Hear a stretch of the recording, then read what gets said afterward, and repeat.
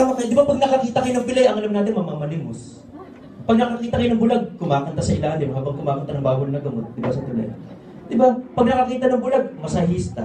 Tama po? Sipin nyo ganito itsura ko, magmamasahe, alert. Diba? Ang point ko po doon, masyado nating binibigyan ng negative label ang mga may persons with disabilities, tama? Na hanggang dito na lang sila, hanggang dito na lang kayo. Wala na kayong pag-asa.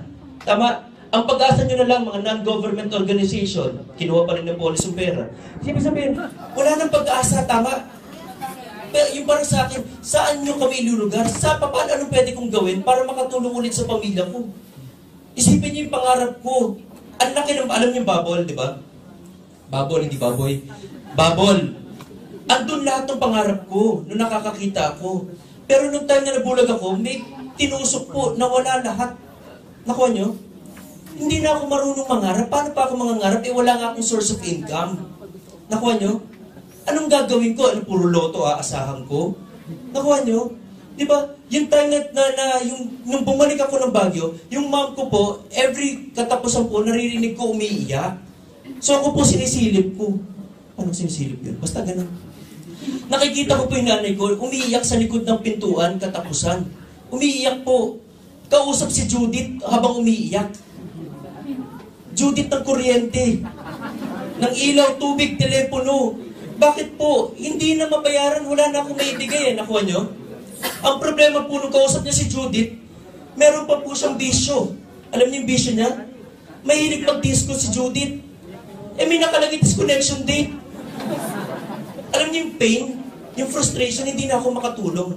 Tama po? Yung sa akin po, nung time na yun, nung umakit ako ng Baguio, for 6 months, seryoso po ito, for 6 months po, magpapakamatay ako. Hindi ako lumalabas ng room. Mga teammates ko before, ayoko po makita. Alam niyo kung bakit? Hindi ko naman makikita talaga. Ibig sabihin, ayoko pong malaman may dumadalo sa akin kaibigan ko. Alam niyo kung bakit? Ayoko po may makakita, may makasama kong kaibigan na lapit sa akin at maramdamang kinakaawaan ako. Nakuha niyo, yun ang pinaka-worst sa mga persons with disability, maramdaman nilang kinakaawaan sila. Kung na sabi ko, puro awa, wala naman kang binibigay na pera, di ba? Mukha tumutulong awa, naanin ko sa awa niyo. Alam niyo yung gano'n, yung parang sa akin, hindi ko matanggap eh. Nasa denial stage po ako eh. Nakuha niyo? For 6 months, yung mom ko po tinatabi lahat ng pwede kong inumin. Okay? Hindi na po ako marunong magdasal noon for 6 months. Galit po ang nangyayari sa buhay, umiiral sa akin. Kinakusap ko yung Diyos, puro galit ang sinasabi ko sa Diyos. Alam niyo yung tanong ko sa Kanya, bakit ako? Tama? Bakit ako? Ang ganda ng intention ko para tumulong. Diba? Yung basketball team namin nung nasa Baguio ako noon, evangelistic team. Nagsispread kami ng word ni Lord, di ba? Ang ganda, nagsiserve ako. Pero bakit ako? Ang tingin ko po, pinaparusahan ako, dinidisiplin ako. Tama po ba? Marami po dito siguro sa inyo, mga nakakakita kayo, normal yung sight nyo, pero feeling nyo ang hirap na dinadaanan nyo. Tama? Bakit ko dinadaanan to, Lord? Bakit ang hirap ng mga nangyayari sa buhay ko? Tama? Bakit yung ibang tao, ang ganda-ganda ng buhay, ang sasama naman ng ugali? Tama? Naingit tayo, na-insecure tayo sa mga ibang tao. Yung parang nakikita natin yung puro kakulangan sa buhay natin. Tama? Yung po yung naranasan for 6 months. Bakit ako, Lord? Bakit ako? Ba't ginawa mo sa akin ito? Okay? For almost 6 months, hanggang madaling araw, hindi ako nakakatulog. Puro, bakit ako? Iyak ako ng iyak. Iyak ako ng iyak. Bakit ako? Ang sakit sa akin eh. Okay? Hanggang one time po, habang madaling araw, narinig ko 3 audible words. Tanong niyo kung ano yun. Malamang kay Lord galing yun. Pag hindi kay Lord yun, ano ko kung ano nangyari. Narinig ko po, ang linaw, ang sagot, bakit hindi ikaw? Nakuha niyo? Simple na sagot, di ba? Parang nung inanalyze ko, nga no, anong nagawa ko para hindi ko ma-deserve yung dinadaanan ko? Tama? Yung parang puro tayo reklamo. We always see the mess sa nangyari sa buhay natin. Tama po ba? Nakikita natin yung kaguluhan sa buhay natin. Ang nakita ko lang po yung kaguluhan, yung mess sa buhay ko. Pero nung narinig ko yung bakit hindi ikaw, ang kailangan lang pala mangyari, ma-realize natin yung purpose, yung reason, bakit dinadaan natin yung buhay, sa buhay natin yung mga dinadaanan natin. Tama? Kailangan pala natin makita yung the message behind that mess. Until nakita ko yung message si Lord, yung purpose, yung reason bakit ko natanggap ito, tsaka po ako nakapag-move on, tsaka ko na-accept, Lord, sige, tanggapin ko po yung binigay mo sa akin. Meron ka kasing message na binibigay sa akin. Meron kang reason, meron kang purpose. Tanong niyo kung ano yung purpose na binigay sa akin ni Lord. Andito po ako sa harap niyo, nagsasalita.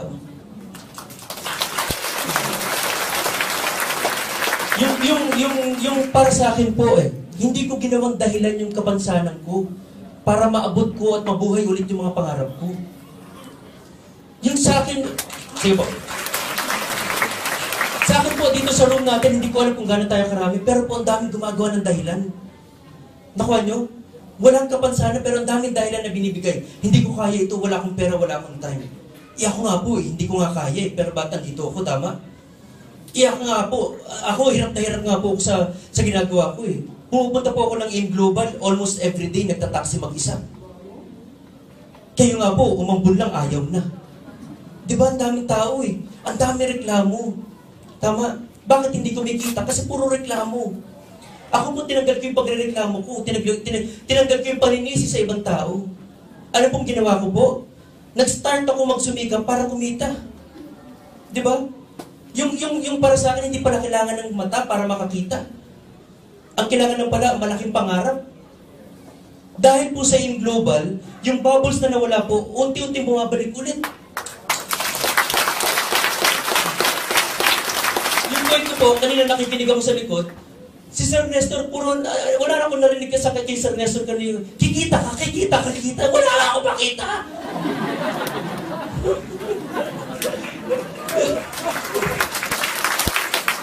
Pero bakit po ako naniwala? Diba? Alam mo tawag po doon, blind faith. Naniniwala po ba kayo may Diyos? Yes! Nakikita nyo? Yes. Ay, ba't naniniwala kayo? Diba? Yung pinakita ni Sir Nestor dito, kung masyado nyo i-analyze yung mga pinagsasabi ni Sir Nestor kanina, walang mangyayari. Paniwalaan nyo. Ako nga naniwala Bukas nga kukuha ako ng cheque Sa mga first timers po dito, gusto nyo magkaroon ng cheque sa AIM Global? Yes! Mag-member kayo. Nangangarap. Hindi, nakuha nyo. Alam nyo po, kung tatanungin nyo kung ano yung biggest lesson na natutunan ko, nung naging legally blind, visually impaired po ako, ask me what? In one snap of a finger, pwedeng tanggalin ni Lord kung anong meron kayo. Nakuha nyo po?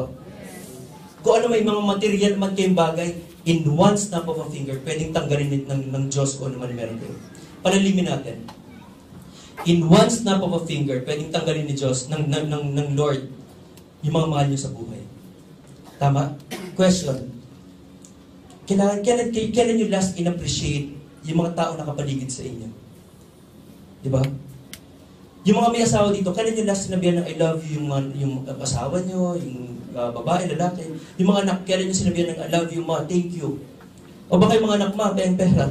Payang ganito, gano'n. Yung mga asawa babae, late ka na naman umuwi, ba't ganito lang binigay mo? Di ba? Puro reklamo. Kailan nyo last in-appreciate yung mga tao na kapaligid sa inyo? Kailan nyo in-appreciate yung mga opportunity pinapakita sa inyo, lalo na yung AIM Global? Tama? Kailan tayo nag-appreciate? Kailan tayo nagpasalamat kay Lord? Thank you, may mata ako dahil sa matang to, nakakakita pa ako. Lord, thank you, may kamay ako dahil sa kamay kong ito, kaya kong humawak ng ballpen at magsulat-sulat ng pabaliktad kahit pabaliktad. Tama?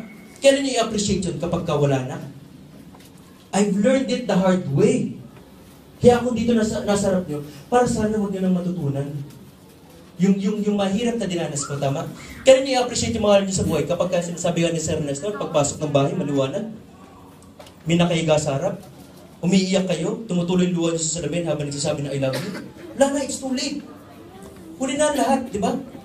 Sabi ko I'd rather live my life full of mistakes than live my life full of regrets. Mas gugustuhin ko na magkamali kasi may pinagsisisihan ako. Diba? Pag hindi ko sumali sa AIM Global, after 2 years, baka sabi niya, wala na, pagsisisihan niya na, huli na lahat. Tama? Sa AIM Global, kita niyo, wala man ako makita, pero dahil sa AIM Global, malaki na kinikita ko. Para sa akin, papatapos ako, gusto ko lang ma-challenge kayo na kung ako ginagawa ko, ba't kayo hindi? Kung ako in 1 year's time, kaya ko maging global ambassador, baka kayo in 6 months' time. Nakuha nyo? Sino gusto yumaman? Sino gusto yumaman? Last na tanong. Sino gusto yumaman? Don't just wish to be wealthy. Nakuha nyo? Huwag nyo lang pangaraping maging mayaman, maging wealthy. If you want to be wealthy, you commit to be wealthy. You commit to be wealthy. Tama? If you want to have a healthy life, you commit to have a healthy life. Kung gusto niyo maging masaya ang pamilya niyo, you commit to have a healthy relationship with your family. Huwag lang mangarap. And in committing to be wealthy, be aggressive. Tama. Ako, binukulat yung mga pangarap ko, I commit to be wealthy, and now nagiging aggressive ako sa pag-abot ng mga pangarap ko. Tama po ba? Yung sa akin lang po, ako, sana po, na-inspire ko kayo. Yung motivation, mahirap kasi sa inyo yan eh. Kayo lang pwede mag-motivate sa sarili niyo, tama? Nasa sa inyo na po yan. Kami na po nila, Sir Nestor, yung mga taga-AIM Global, pinapakita namin yung opportunity na nakita niyo. Yung sa akin lang po, ako po, andito hindi nakakakita pero ginagawa ko. Ang sa akin lang po, huwag niyong intaying mabulag kayo para makita niyo nakita ko. Again, I'm Paolo Villar, and to God be the glory. Thank you.